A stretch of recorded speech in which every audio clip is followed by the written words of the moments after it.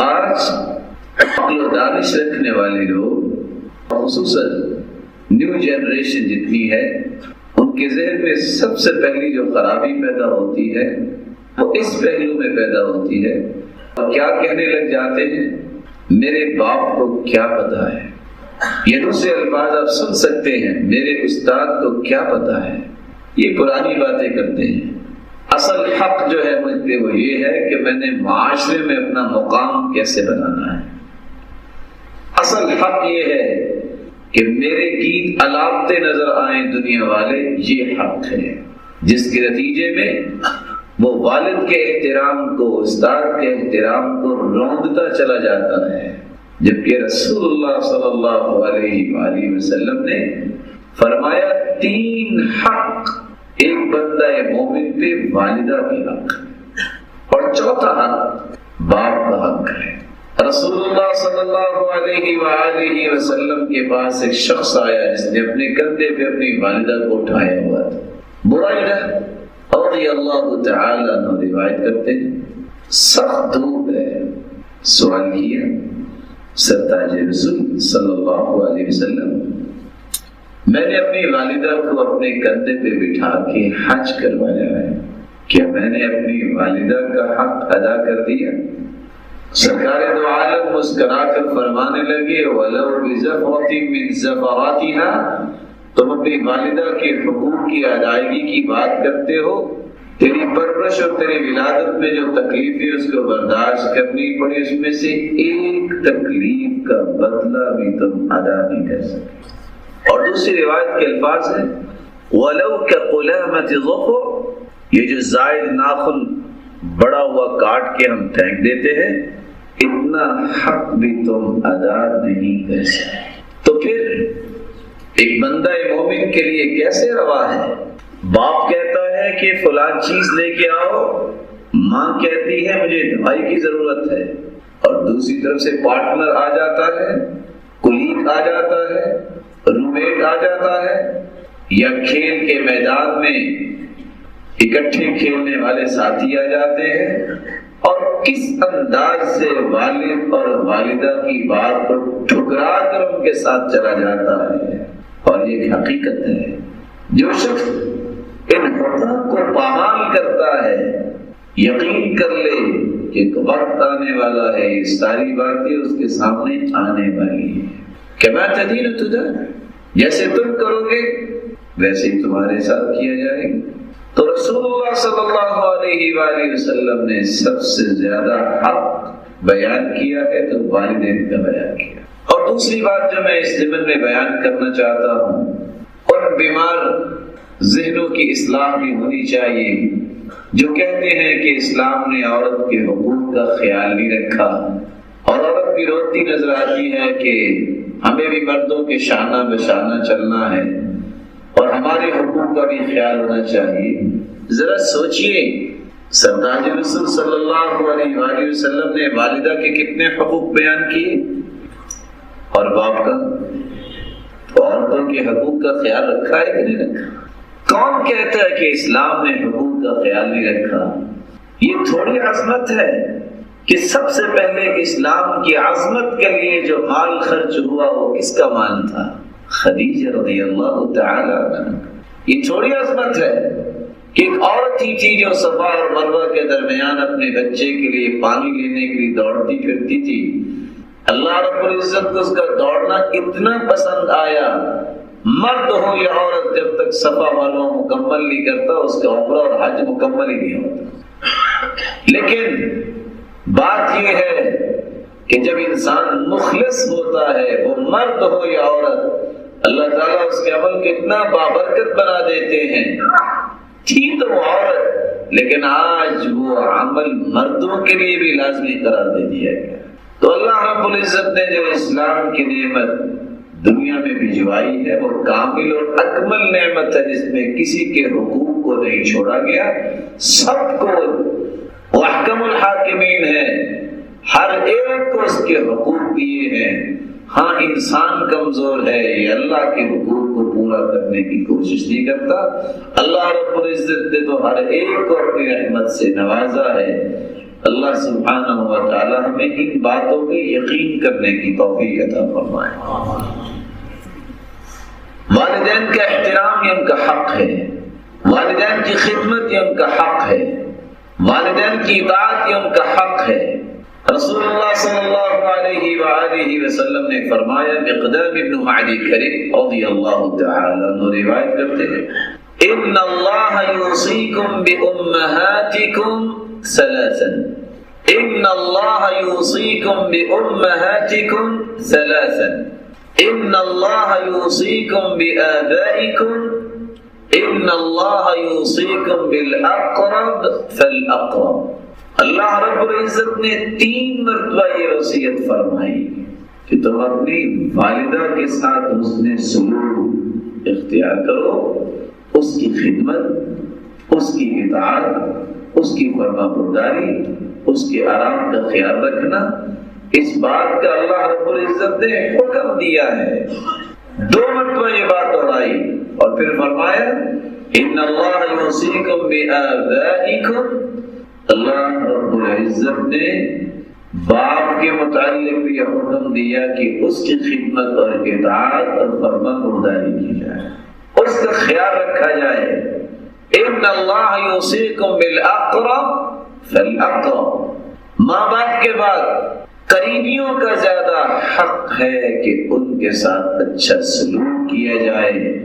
اور اخلاق کی تعریف کرتے ہوئے سری علی رضی اللہ تعالی عنہ نے فرمایا تھا، طلب الحلال واجتناب المحارم والتوسعة على العيال، حلال کی طلب کرنا یہ اخلاق ہے، حرام سے بچنا یہ اخلاق ہے، گھر والوں پہ وسعت کرنا یہ اخلاق ہے، اور سب سے پہلے والتوسعة على العيال، گھر میں اگر والدین کے گھر میں انسان رہ رہا ہے تو سب سے زیادہ حقوق تو والدین کے، لیکن آج کل کی تعلیم بتاتی ہی یہ ہے میرے بھائیوں، اگر آپ گہرائی اور گہرائی میں جا کے چیک کریں تو آج کل کی تعلیم کا معنی کیا ہے؟ حقوق کو پامال کرنا۔ سبب کیا ہے؟ قرآن و سنت کی تعلیم نہیں ہے، قرآن و سنت کی تعلیم سے تقرب الہی ملتا ہے اور انسان کو حقوق کی پہچان ہوتی ہے۔ آج ایک شخص سری راہ جب کسی سے ملاقات کرتا ہے تو بڑے ہی میٹھے بول بولتا ہے، مسکرا کر گفتگو کرتا ہے، اور اگر گاڑی پہ سوار ہو، یہاں کا تو شاید کیسا ماحول ہے پاکستان ہندوستان میں، بے پرد جس سے کوئی تعلق نہیں، اس کے سامنے بچتا نظر آئے گا اور کہتا نظر آئے گا، سسٹر آئیے تشریف رکھیے، سیٹ چھوڑ دے۔ لیکن سگی بہن اگر گھر میں آ جائے، فالاقرب، تو منہ پہ بارہ بج جائیں گے کہ آخر یہ میرے گھر میں آئی تو آئی کیوں ہے؟ والدہ کچھ کہہ رہی ہے، باپ کچھ کہہ رہا ہے، دوستوں کی مجلس گرم ہے، یہ والد اور والدہ کی بات سننا بھی پسند نہیں کرتا، یہی باہر نکلے گا تو بڑے احترام سے گفتگو کرے گا۔ اس کو اخلاق نہیں کہتے، اس کو منافقت تو کہہ سکتے ہیں، ریاکاری تو کہہ سکتے ہیں۔ دنیا میں اپنا مقام بنانے کے لیے اللہ کے بتائے ہوئے حقوق کو پامال کرتے ہوئے اپنے ذاتی تسکین اور ذاتی حقوق کو آگے بڑھانا شروع کر دیتا ہے۔ نتیجہ کیا نکلتا ہے؟ اللہ رب العزت کی طرف سے جس رحمت کا نزول ہونا تھا وہ رحمت رک جاتی ہے، پھر انہیں گھروں میں بے سکونی، قلق، اضطراب ڈیرے جما لیتے ہیں۔ سبب کیا ہے؟ اللہ کے بتائے ہوئے حقوق کو پامال کیا گیا۔ رسول اللہ صلی اللہ علیہ وآلہ وسلم نے اس لیے فرمایا، والدین کی خدمت، والدین کا احترام، والدین کی فرما برداری، والدین کی اطاعت، ان کی ضروریات کو مقدم کرنا، ان کی رضامندی کو مقدم کرنا، ان کی خوشنودی کو مقدم کرنا، یہ افضل ترین عمل ہے۔ انس رضی اللہ تعالی عنہ سے مروی ہے، رسول اللہ صلی اللہ علیہ وآلہ وسلم نے فرمایا، افضل الاعمال الصلاة لوقتها وبر الوالدین والجہاد فی سبیل اللہ۔ سب سے افضل عمل یہ ہے کہ انسان سب سے پہلے اللہ کے حق کو پورا کرے، نماز تو اس کے مقررہ وقت پہ پڑھے، وبر الوالدین اور والدین کے ساتھ نیکی کرے، والجہاد فی سبیل اللہ اور اللہ کے دین کی سربلندی کے لیے علم سیکھے اور شیطانی وساوس کو دور کرے اور اپنے اندر روحانیت پیدا کرے۔ الغرض وہ 13 کے 13 درجات جس کا آخری درجہ کفر کے سامنے تلوار اٹھانا ہے، ان تمام کے تمام درجات کو اختیار کرنا، یہ بھی افضل ترین عمل ہے۔ اللہ رب العزت ہمیں وقت پہ نماز پڑھنے کی توفیق عطا فرمائے اور والدین کے ساتھ نیک سلوک کرنے کی توفیق عطا فرمائے۔ کیوں سب سے پہلے نماز کا ذکر آیا؟ رسول اللہ صلی اللہ علیہ وآلہ وسلم کے صحابی عبداللہ ابن مسعود فرماتے ہیں لو انکم صلیتم فی بیوتکم لترکتم سنت نبیکم ولو ترکتم سنت نبیکم لضللتم عن سواء السبیل ولقد رأیتنا وما يتخلف عنها الا منافق معلوم النفاق۔ اگر تم نے مسجدوں کو چھوڑ کر گھروں میں نمازیں پڑھنا شروع کر دی، جیسا کہ پیچھے رہنے والے نمازیں گھروں میں پڑھتے ہیں، تو تم اللہ کے رسول کی سنت کو ترک کر دو گے، اور اگر تم نے سرتاج رسول کی سنت کو چھوڑ دیا تو تم صراط مستقیم سے گمراہ ہو جاؤ گے۔ وَلَقَدْ رَأَيْتُنَا وَمَا يَتَخَلَّفُ عَنْهَا إِلَّا مُنَافِقٌ مَعْلُومُ النِّفَاقِ۔ عبداللہ ابن مسعود رضی اللہ تعالیٰ عنہ فرماتے ہیں اللہ کے رسول صلی اللہ علیہ وسلم کے زمانے میں نماز با جماعت سے پیچھے وہی رہتا تھا جو خالص منافق ہوا کرتا تھا۔ اللہ رب العزت ہمیں وقت مقرر پہ نماز پڑھنے کی توفیق عطا فرمائے۔ اور بہت بڑی خوشخبری دی ہے، فرمایا من صلی للہ 40 یوما فی جماعہ يدرك التكبيرة الأولى كتبت له براءتان براءة من النار وبراءة من النفاق۔ 40 دن تک تکبیر اولا کے ساتھ باجماعت نماز پڑھنے والا اللہ کے ہاں اتنا پسندیدہ بن جاتا ہے، زندہ رہے گا تو منافق نہیں ہوگا، اگر موت آ گئی تو جہنم اس پہ حرام ہو جائے گی۔ اللہ ہر ایک اس بات کی توفیق عطا فرمائے۔ بلکہ رسول اللہ صلی اللہ علیہ وآلہ وسلم نے تو فرمایا والدین کی خدمت، اطاعت، فرما برداری اور ان کا خیال رکھنا اللہ کے ہاں محبوب ترین عمل ہے۔ عبداللہ ابن مسعود رضی اللہ تعالی عنہ روایت کرتے ہیں سألت النبی صلی اللہ علیہ وسلم ای العمل احب الى اللہ تعالی، سرتاج رسول سب سے محبوب ترین عمل اللہ کے ہاں کون سا ہے؟ قال الصلاة على وقتها، نماز کو اس کے وقت پہ ادا کرنا۔ قلت ثم ای، پھر کون سا؟ قال بر الوالدین، والدین کے ساتھ نیکی کرنا۔ قلت ثم ای، پھر کون سا؟ قال الجہاد فی سبیل اللہ، تیسرے نمبر پہ اللہ کی راہ میں اللہ کے دین کی سربلندی کے لیے کوشش کرنا، جہاد کرنا، یہ محبوب ترین عمل ہے۔ رسول اللہ صلی اللہ علیہ وآلہ وسلم نے فرمایا قیامت کا دن ہوگا، اللہ رب العزت فرمائیں این جیرانی، میرے پڑوسی کہاں ہیں؟ اللہ کی پڑوسی کوئی بولنے کی طاقت نہیں رکھے گا۔ جبریل امین علیہ الصلوۃ والسلام رب تعالی سے گزارش کریں گے یا ربی وهل ينبغي لأحد ان يجاورك، اے اللہ آپ تو خالق، باقی ساری مخلوق خالق کے پڑوسی کیسے بن سکتے ہیں؟ جواب کیا ملے گا؟ این عمار المساجد، کہاں ہیں مسجدوں کو آباد کرنے والے؟ آج وہ میرے پڑوسی ہیں۔ میں ایسے محلات سے نوازنا چاہتا ہوں جن محلات کی چھت میرا عرش ہوگا۔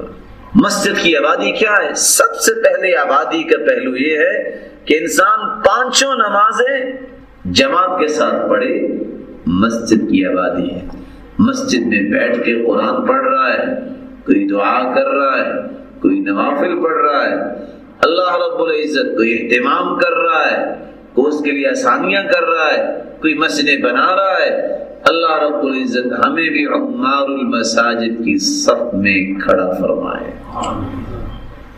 رسول اللہ صلی اللہ علیہ وآلہ وسلم نے تو یہاں تک فرمایا والدین کی خدمت، یہ خدمت بھی جہاد ہے۔ عبداللہ ابن عمر رضی اللہ تعالی عنہ سے روایت ہے، ایک شخص آیا اور سوال کرتا ہے، سرتاج رسول جہاد کرنا چاہتا ہوں اور آپ سے مشورہ کرنے آیا ہوں۔ فرمایا احی والداک، تیرے ماں باپ زندہ ہیں؟ قال نعم، والدین تو زندہ ہیں۔ قال ففیہما فجاہد، یعنی الوالدین، ان دونوں کی خدمت کرو، ان کی خدمت کرنا بھی جہاد کی عظمت کو پہنچنا ہے۔ رسول اللہ صلی اللہ علیہ وآلہ وسلم کے صحابی ابو سعید رضی اللہ تعالی عنہ روایت کرتے ہیں، ایک شخص آیا اور آ کے اجازت طلب کرتا ہے، میدان کارزار میں جانا چاہتا ہوں، اجازت دے دیجئے۔ فرمایا جاؤ، ایک بات بتاؤ، تیرے والدین زندہ ہیں؟ کہا جی والدین تو زندہ ہیں۔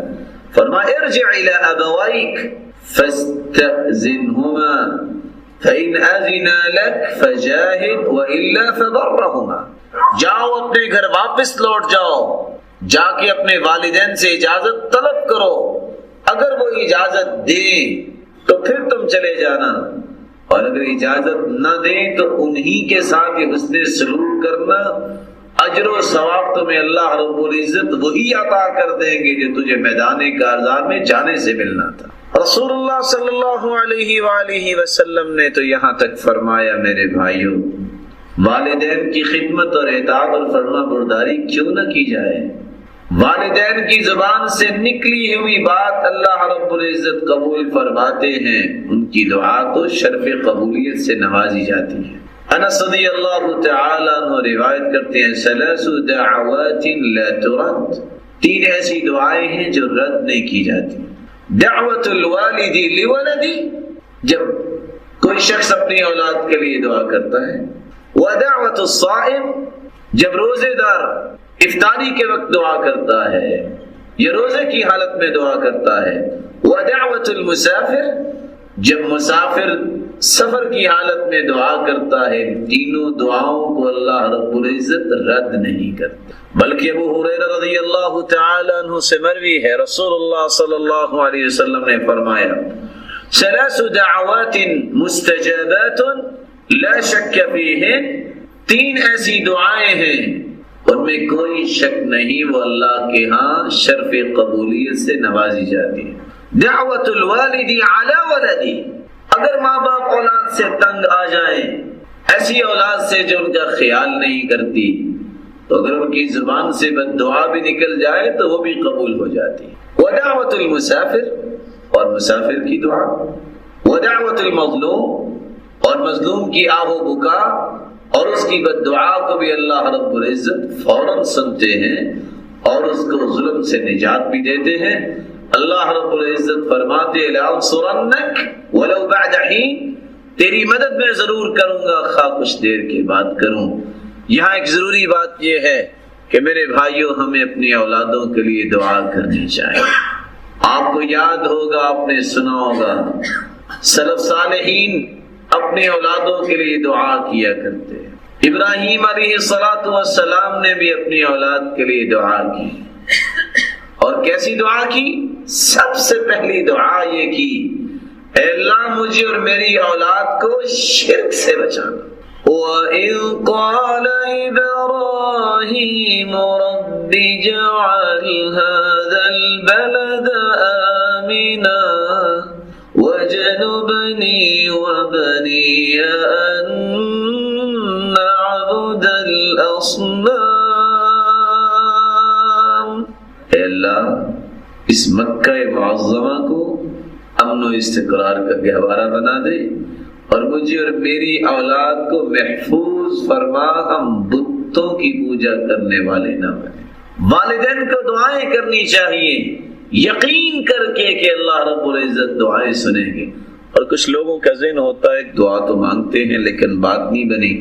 یاد رکھنا ما من مسلم يدعو بدعوة ليس فيها اسم ولا قطيعة رحم إلا أعطاه الله بها إحدى ثلاث.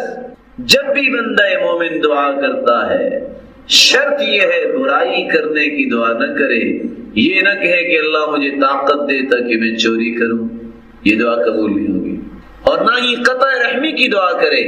تو جب انسان نیکی کی دعا کرتا ہے تو تین چیزوں میں سے ایک اللہ رب العزت اس کو عطا کر دیتے ہیں. اما ان يعجل له دعوته، یا تو اللہ فوراً اس کی دعا کو سن لیتے ہیں، پورا فرما دیتے ہیں. واما ان يصرف عنه من السوء مثلها، واما ان يدخرها له في الاخره، یا فوراً پوری فرما دیتے ہیں، یا کوئی مصیبت ہو تو ٹال دیتے ہیں، یا آخرت کے لیے ذخیرہ فرما لیتے ہیں. قیامت کا دن ہوگا، پہاڑ کی شکل میں ایک چیز نامہ اعمال میں آئے گی. بندہ پوچھے گا یا ربی ما ھذا، اللہ یہ کیا؟ اللہ رب العزت فرمائیں گے یہ وہ دعا ہے جس کو ہم نے پہاڑوں کی شکل میں نامہ اعمال میں شامل کر دیا. اس لیے عمر رضی اللہ تعالیٰ عنہ فرمایا کرتے تھے مجھے اس بات کی فکر نہیں ہوئی کبھی کہ دعا قبول ہوگی کہ نہیں ہوگی، اس بات کی فکر لگی رہتی ہے کہ دعا کی توفیق نہ اللہ مجھ سے چھین لے. دعا کی توفیق ملتی ہی اس کو ہے جس کو اللہ رب العزت نے قبول کرنا ہوتا ہے. ان ربکم حیی کریم یستحیی من عبده اذا رفع یدیہ الیہ ان یردہما صفرا خائبتین. گناہ تو بندے نے کیے ہوتے ہیں، اللہ رب العزت کو حیا آتی ہے کہ میرے بندے نے اب ہاتھ اٹھا لیے ہیں، اس کے میں ہاتھوں کو خالی کیسے واپس لوٹا دوں؟ نہیں، جو کچھ اس نے طلب کیا ہے وہ عطا کر کے اس کو بھیجوں گا. اتفاق سے بات چلی مکہ معظمہ میں، اگر آپ کو غصہ بھی آئے تو بیٹے کے لیے بد دعا کرنی ہے تو وہ بد دعا کریں جو امام سدیس کی والدہ نے کی تھی. جب اس سے انٹرویو لیا گیا تو کیا کہتی ہیں کہ بچے تو بچے ہی ہوتے ہیں، کوئی ایسی بات ہوئی تو مجھے غصہ آیا تو میں نے یہ کہہ دیا جعلک اللہ امام الحرم، اللہ تجھے بیت اللہ کا امام بنائے. اللہ تعالیٰ نے وہ بھی سن لی. اگر آپ کو بھی غصہ آئے تو آپ ایسی بد دعا کر لیں جعلک اللہ امام المتقین، اے بیٹے اور اے بیٹی تجھے اللہ تعالیٰ دنیا کے لیے امام بنائے اور مشعل راہ بنائے. اس لیے کبھی بھی ایسی زبان پہ گفتگو نہیں لانی چاہیے جس کے بعد پچھتانا پڑے. اور آپ کو یاد ہوگا جریج بڑا نیک آدمی تھا، صحیح مسلم کی روایت ہے. نماز پڑھ رہے ہیں نوافل، ماں نے آواز دی یا جرائج، اب وہ نماز کی حالت میں اور سوچتے ہیں امی اور صلاتی، ایک طرف ماں ہے اور دوسری طرف نماز. کمپیریٹیولی آج بھی انسان چیک کرے تو کس کو مانے گا؟ نماز کی باقی رکھے گا نا. پھر آواز دی یا جرائج، قال امی اور صلاتی، کیا کروں؟ نماز جاری رکھی. اب یہ نوافل تھے، فرض نماز تو نہیں تھی. ماں نے کہہ دیا اللہم لا تمتہ حتی تریہ المومسات، اے اللہ اس وقت تک اس کو موت نہ دینا جب تک مومسات نہ اس کو دکھا دیں، یعنی بری عورتیں. کیا ہوا؟ آزمائش آ گئی. ایک راعی جو بکریوں کا چرواہا تھا، ایک عورت جس کے گھر بچہ پیدا ہوا، اس نے اپنے آپ کو بچانے کے لیے کہا یہ جریج کا بچہ ہے. لوگ آئے، انہوں نے وہ کٹیا سی بنی ہوئی تھی اس کو بھی گرایا. کہا تم کیسے بیٹھے ہو، اپنے آپ کو بڑے ولی سمجھتے ہو، یہ کیا؟ اللہ رب العزت اپنے نیک بندوں کو کسی بھی نوک پلک کی وجہ سے آزماتے تو ضرور ہیں لیکن ضائع نہیں کیا کرتے. ان اللہ لا یضیع اجر من احسن عملا، جو اچھے اعمال کرتے ہیں اللہ رب العزت ان کو ضائع نہیں کیا کرتے. آزمائشیں تو آتی ہیں. ان اللہ اذا احب عبدا ابتلا، اللہ جب کسی کو پسند فرماتے ہیں تو پھر اس کو آزماتے ہیں. بلال رضی اللہ تعالیٰ عنہ کو کسی نے اس لیے پوچھا تھا نا بڑی باتیں کرتے ہو، مار کیوں اتنی کھائی اگر تم سچے تھے؟ مسکرا کے جواب دیتے ہیں آج تم بھی برتن خریدتے ہو تو تم بھی کھٹکھٹاتے ہو کہ مٹی اچھی لگی ہے کہ نہیں. تو اللہ تعالیٰ نے بھی مجھے تھوڑا سا کھٹکھٹا کے دیکھا کہ مٹی صحیح ہے کہ نہیں، تو مجھے کامیابی اللہ تعالیٰ نے دے دی. اور ان کی حالت یہ تھی کہ لوگ بار بار مذاق کرتے کسی نے پوچھا بتاؤ تیرے ابا کا نام کیا ہے؟ تو بلال رضی اللہ تعالیٰ عنہ نے کیا جواب دیا؟ اب یہ غلام کہتے ہیں ابی الاسلام، میرے ابا کا نام ہے اسلام، کیونکہ میرا تعارف ہوا ہے غلام کا تو کس وجہ سے؟ اسلام کی وجہ سے ہوا ہے۔ بات یہ کر رہے تھے، رسول اللہ صلی اللہ علیہ وآلہ وسلم نے فرمایا ماں اور باپ کی دعا بھی سنی جاتی ہے، بد دعا بھی سنی جاتی ہے۔ آج کل کے نوجوان تو یہ کہتے ہیں کہ والدین مصیبت ہیں، ہمیں تھوڑی سی آزادی چاہیے، یہ تو ہر وقت پابندیاں لگاتے رہتے ہیں، یہ تو مصیبت ہے، اب ہم اپنے بچوں کو پالیں کہ ان کی باتوں کے پیچھے لگیں۔ ان بیچاروں مسکینوں کو، یہ فکری مسکین ہیں لوگ جو یہ کہتے ہیں، ان کو اگر صحیح مسلم کی روایت پڑھنے کو مل جاتی تو کبھی نہ یہ کہتے۔ والدین کی خدمت تو مصیبتوں کو دور کرنے کا ذریعہ ہے، مصیبت نہیں ہے۔ ان کی خدمت اور اطاعت اور فرما برداری کرنے سے تو مصیبتیں ختم ہوتی ہیں۔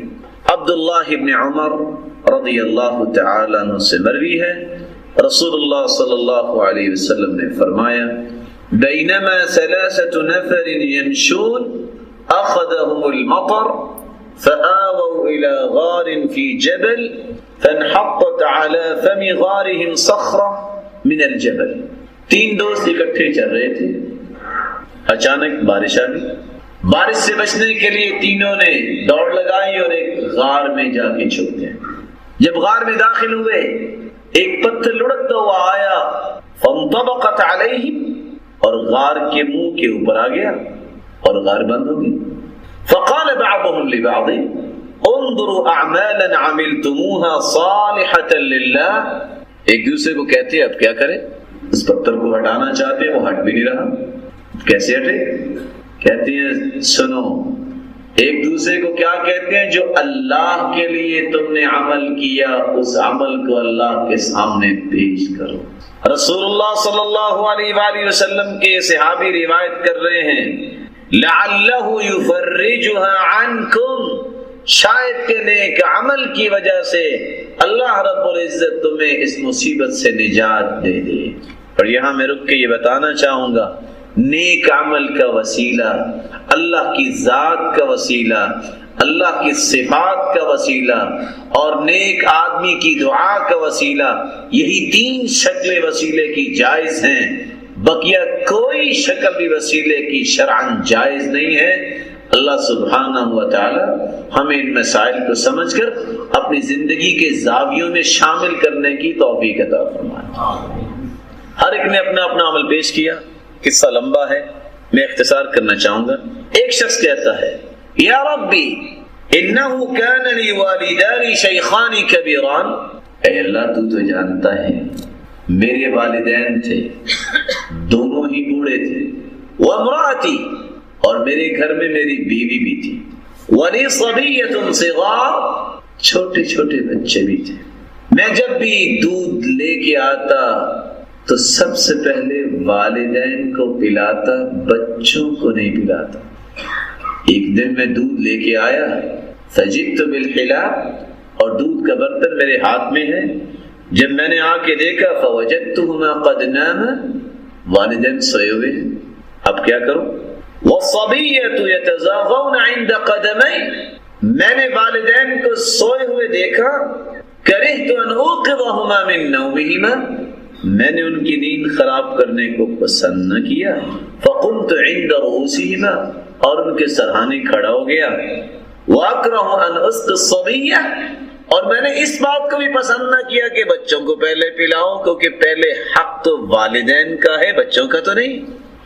فَلَمْ أَزَلْ دَأْبِي وَدَأْبُهُمْ حَتَّى طَلَعَ الْفَجْرِ، اے اللہ صبح ہو گئی، میرے چھوٹے چھوٹے بچے روتے رہے، اور يَتَزَاغَوْنَ عِنْدَ قَدَمَيْ، میری ٹانگوں کے ساتھ لپکتے رہے، صبح ہو گئی، اے میرے مالک میں نے تیرا حکم سمجھتے ہوئے نہ والدین کی نیند کو خراب کیا، نہ میں نے بچوں کو دودھ پلایا، جب صبح اٹھے تو سب سے پہلے انہی کو پلایا۔ اے اللہ تو جانتا ہے اگر تجھے راضی کرنے کے لیے میں نے یہ کیا تو اس مصیبت سے نجات دے دے۔ تو اللہ رب العزت نے اس پتھر کو ہٹا دیا اور اس مصیبت سے آزاد ہو گئے۔ یہ واقعہ اس حقیقت کو کھولتا ہے، ان نوجوانوں کو ڈائریکشن دے رہا ہے جو نوجوان کہتے ہیں کیا کریں والدین کو، یہ تو ساری رات کھانستے رہتے ہیں۔ اور اللہ کی قسم جب اولڈ ہاؤس کی رپورٹ سنتے ہیں یا پڑھتے ہیں، کلیجہ منہ کو آتا ہے انسان، اور اپنے والدین کو اولڈ ہاؤس میں جمع کروا کے آ گئے، اور والدین کہنے والا کہتا اور لکھنے والا لکھتا ہے، کال کی والد نے، کہا بیٹے عید کا دن ہے مجھے ملنے کے لیے آ جاؤ، کہا نہیں آ سکتا۔ کچھ دن گزرے، والد فوت ہو گیا، ساتھی کہتا ہے تمہارے ابا کی وفات ہو گئی ہے، جلدی سے پہنچو، کہا میں تو 1 سال پہلے سے ساتھیوں کو بتا چکا ہوں فوت ہو گیا ہے، اب جاؤں گا تو کس منہ سے جاؤں گا۔ اور آج کا نوجوان نہ جانے علم و معرفت اس نے کہاں سے لی، معرفت کیسی ہے، سمجھتا ہے کہ میں اس کو مصیبت کو کیسے پالوں، میں تو اپنے بچوں کا فیوچر بہتر بنانے کی کوشش کروں گا، جبکہ اللہ رب العزت کے رسول فرماتے ہیں البرکۃ مع اکابرکم، برکت تمہارے بڑوں کے ساتھ ہے۔ بلکہ رسول اللہ صلی اللہ علیہ وآلہ وسلم کے زمانے میں ایک نوجوان تھا، نوجوانوں اللہ تمہاری جوانی کی حفاظت فرمائے اور اس سے بھرپور دین کے لیے نفع حاصل کرنے کی توفیق عطا فرمائے۔ آگے اللہ کے رسول کے پاس اور آ کر کہتا ہے یا رسول اللہ صلی اللہ علیہ وسلم ان ابی اخذ مالی، میرا باپ میرا مال کھا گیا ہے۔ سرتاج رسول فرماتے ہیں جاؤ اپنے باپ کو بلا کر لاؤ۔ حالانکہ اصول یہ ہے، اسلام نے اصول یہ دیا ہے کہ باپ اگر کسی کو ہدیہ دے دے تو وہ ہدیہ واپس لے سکتا ہے، باپ کے علاوہ کوئی ہدیہ دے کے واپس نہیں لے سکتا۔ جب باپ کو پتہ چلا کہ میری شکایت اللہ کے رسول صلی اللہ علیہ وآلہ وسلم کے پاس پہنچی ہے، اس نے دل میں کچھ باتیں کہیں، میں سمعت زنا، اس کے کانوں نے بھی نہیں سنی۔ ابھی وہ تو اللہ کے رسول کے پاس نہیں پہنچے تھے، جبریل امین ہواؤں اور فضاؤں میں تیرتے ہوئے پہلے پہنچ گئے اور آ کے کہا جب یہ شخص آئے تو اس سے پوچھنا تم نے کون سے جذبات کا اظہار کیا جو تیرے کانوں نے بھی نہیں سنا۔ جب وہ بیٹا اور باپ آئے، اللہ کے رسول صلی اللہ علیہ وسلم نے پوچھا بتاؤ تم نے کیا کہا جب اس بات کا پتہ چلا؟ تو باپ اس وقت بول اٹھا، کیا کہتا ہے؟ غزوتك مولودا وعلتك يافعا تعل بما أجري عليك وتنهل إذا ليلة ضافتك بالسقم لم أبت لشكواك إلا ساهرا أتململ كأني أنا المطروق دونك بالذي طرقت به دوني فعيناي تهمل فلما بلغت السن والغاية التي إليها مدى ما فيك كنت أؤمل جعلت جزائي غلظة وفظاظة كأنك أنت المنعم المتفضل فليتك إذ لم ترع حق أبوتي فعلت كما الجار المجاور يفعل۔ اللہ کے رسول میں نے کیا کہنا تھا؟ میں صرف یہ کہہ رہا تھا اور میری شکایت پہنچانے والے میرے بیٹے، یاد کر بچپن سے تیری پرورش کس نے کی، تجھے غذا کون دیتا تھا، بیمار تم ہوتے میرے بیٹے، ساری ساری رات جاگ کر میں گزارتا، بیمار تم ہوتے، رویا میں کرتا تھا، میں اس امید پہ لگا ہوا تھا یہ میرا بیٹا میرا دست و بازو بنے گا، یہ کڑیل جوان ہوگا اور میرے ساتھ ہاتھ بٹائے گا۔ لیکن جب تو جوان ہوا، تجھے اللہ نے جوانی سے نوازا، تو ہر بری بات، ہر سخت بات تو نے میرے ساتھ کرنا شروع کر دی۔ ہائے کاش تو مجھے باپ نہیں سمجھتا تھا، نہ سمجھتا پڑوسی سمجھ لیتا۔ ایک پڑوسی بھی اپنی پڑوسی کے ساتھ اچھا سلوک کرتا ہے۔ کتنی مدت سے میں اس گھر میں رہ رہا ہوں تو مجھے پڑوسی سمجھ کے میرے ساتھ اچھا سلوک کر لیتا۔ جب اللہ کے رسول صلی اللہ علیہ وسلم نے یہ باتیں سنی تو اس کے فاخذ بتلابی بابنی، اس بچے کے گریبان سے پکڑا اور فرمایا انت ومالک لابیک، تم اور تیرا مال تیرے باپ کا ہے، آج کے بعد کوئی شکایت لے کر نہ آئے۔ یہ ایک حقیقت ہے، اس لیے شریعت نے حکم دیا لا یقاد الوالد بولدی، باپ اگر بیٹے کو قتل کر دیتا ہے تو اس کا قصاص نہیں لیا جائے گا، کیونکہ باپ بیٹے کو قتل کرتا ہی نہیں ہے۔ بیٹا ہی ہمیشہ باپ کی گردن اتارنے کے چکر میں ہوتا ہے، یہ جائے تو وراثت پہ قبضہ ہو جائے، یہ سائڈ پہ ہو تو میں اپنی منمانیاں کروں، یہ نظروں سے غائب ہو تو میری آزادیوں کے دن شروع ہو جائیں۔ لیکن اس فکری مسکین کو پتہ نہیں کہ والدین ایک ایسی نعمت ہیں، النعمت اذا فقدت عرفت، نعمت جب ہاتھ سے چھن جاتی ہے تو پھر اس کا احساس ہوتا ہے، نعمت جب ہاتھ سے چھن جاتی ہے تو پھر اس کا احساس ہوتا ہے، اس سے پہلے انسان کو سمجھ نہیں آتی۔ اس لیے اللہ رب العزت نے فرمایا وَوَصَّيْنَا الْإِنسَانَ بِوَالِدَيْهِ حَمَلَتْهُ أُمُّهُ وَهْنًا عَلَى وَهْنٍ وَفِصَالُهُ فِي عَامَيْنِ أَنِ اشْكُرْ لِي وَلِوَالِدَيْكَ إِلَيَّ الْمَصِيرُ۔ ہم نے اس بات کی وصیت کی ہے کہ والدین کا خیال رکھا جائے، اور قرآن کا ایک راز میں نے آپ کے سامنے ابتدا میں پڑھا وَقَضَىٰ رَبُّكَ أَلَّا تَعْبُدُوا إِلَّا إِيَّاهُ وَبِالْوَالِدَيْنِ إِحْسَانًا، جہاں بھی اللہ کی اطاعت کی بات آئی ہے وہاں ساتھ ہی اللہ کے رسول کی اطاعت کی بات آئی ہے۔ آپ قرآن مجید کے ورق دانی کر کے دیکھیے، جہاں بھی اطاعت کی بات آئی ہے وہاں اللہ کے رسول کا بھی تذکرہ آیا ہے، لیکن جہاں اللہ نے فیصلہ کرنا تھا وہاں کیا فرمایا وَقَضَىٰ رَبُّكَ أَلَّا تَعْبُدُوا إِلَّا إِيَّاهُ، فیصلہ تیرے رب نے دے دیا ہے، عبادت ہوگی تو اس کی ہوگی، وَبِالْوَالِدَيْنِ إِحْسَانًا، اور سب سے زیادہ احسان کا حقدار اگر کسی کو سمجھا جائے گا تو والدین کو سمجھا۔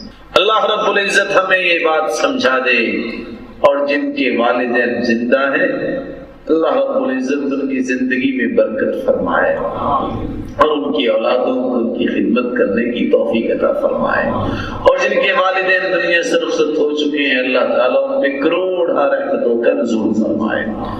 اس لیے رسول اللہ صلی اللہ علیہ وآلہ وسلم نے فرمایا والدین کی رضامندی تو رب تعالیٰ کی رضامندی ہے، رضا الرب فی رضا الوالدین وسخطہ فی سخطہما، والدین کو جو راضی کرتا ہے وہ اللہ کو راضی کرتا ہے، جو والدین کو ناراض کرتا ہے وہ اللہ رب العزت کو ناراض کرتا ہے۔